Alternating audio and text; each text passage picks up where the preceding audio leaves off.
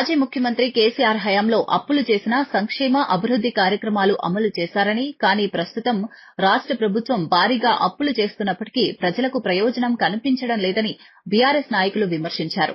2.5 దాదాపు 4 లక్షల కోట్ల రూపాయలు అప్పులు చేసిన రేవంత్ రెడ్డి ప్రభుత్వం తెలంగాణకు ఏం చేసిందో ప్రజలకు వివరించాలని డిమాండ్ చేశారు. రాష్ట్రంలో రైతు బంధు పథకం అమలు కాకుండా రాహుల్ బంధు నడుస్తోందని ఆరోపించారు. ఏ ప్రభుత్వానికి కూడా ఉండదు, ఏ ఎలక్షన్ కమిషన్ కూడా ఉండదు. కాబట్టి సుశిక్షులైనటువంటి కార్యకర్తలు, మన నాయకులు, మరి మనకు గతంలో కంటోన్మెంట్ లో పోటీ చేసినటువంటి మరి మన మెంబర్స్ ఎవరైతే వార్డు మెంబర్లు ఉన్నారో వాళ్ళందరూ కూడా యాక్టివ్గా ఉండి వాళ్ళ అధికారులు మన ఇచ్చిన లిస్టు ప్రకారం మనకు ఇన్వైట్ చేస్తారు. వాళ్ళు ఎక్కడెక్కడ అన్నదమ్ములకు పేరు పేరున మీకు ఆకలిస్తుంది, నాకు ఆకలిస్తుంది జల్లి ముగించుకున్నాం. అందరికీ హృదయపూర్వకంగా నమస్కారం.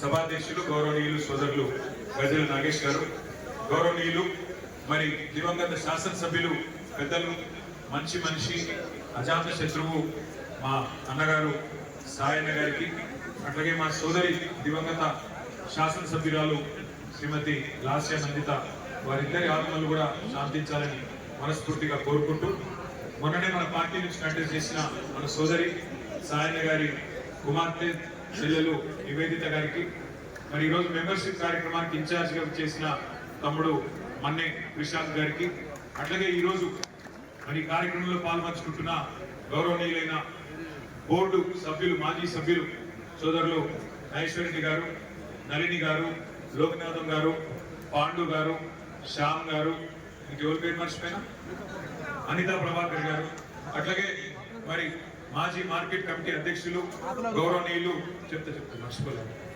మీరు కూర్చుంటే నేను చెప్తా, మీరు నిలబడుతున్నా, గౌరవనీయులు శ్రీ టిఎన్ శ్రీనివాస్ గారు, గౌరవనీయులకు ఇళ్లలోకి కాదు, భారతదేశంలో 28 రాష్ట్రాలు ఉన్నాయి, 28 రాష్ట్రాలు ఉన్నాయి, కోట్ల మంది రైతులు ఉన్నారు. కానీ 79 ఏళ్ల భారతదేశ చరిత్రలో వ్యవసాయానికి ఉచితంగా కరెంట్ 24 గంటల కరెంట్ ఇచ్చిన నాయకుడు ఎవరు? 24 గంటలు రైతుకు కరెంట్ ఇచ్చిన నాయకుడు కేసీఆర్. రేవంత్ రెడ్డి గారు ఈ రోజు కాదు, ముఖ్యమంత్రి కాకముందు అమెరికాలో ఒక సమావేశానికి పోయినప్పుడు అక్కడ ఆయన అడిగినారు ప్రశ్న, మరి కేసీఆర్ గారు 24 గంటలు కరెంట్ ఇస్తున్నాడు కదా వ్యవసాయానికి, మరి మీరేం చేస్తారు అని అడుగుతా ఆ రోజు రేవంత్ రెడ్డి గారు చెప్పిన మాట నుంచి ప్రారంభమయ్యే ఎస్ఐఆర్ అనే కార్యక్రమం గురించి మీకు కొంత అవగాహన ఉండాలి.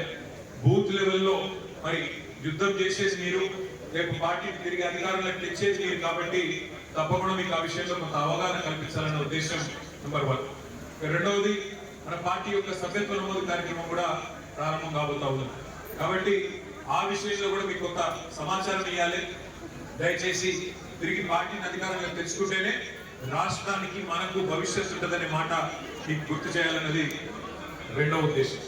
ఇక్కడ వచ్చేటప్పుడు కాకపోతే సోషల్ మీడియాలో చూసిన రేవంత్ రెడ్డి గారు, మన గౌరవ ముఖ్యమంత్రి గారు నిన్న ఏదో మాట్లాడినట్టు, ఏమని కొత్తగా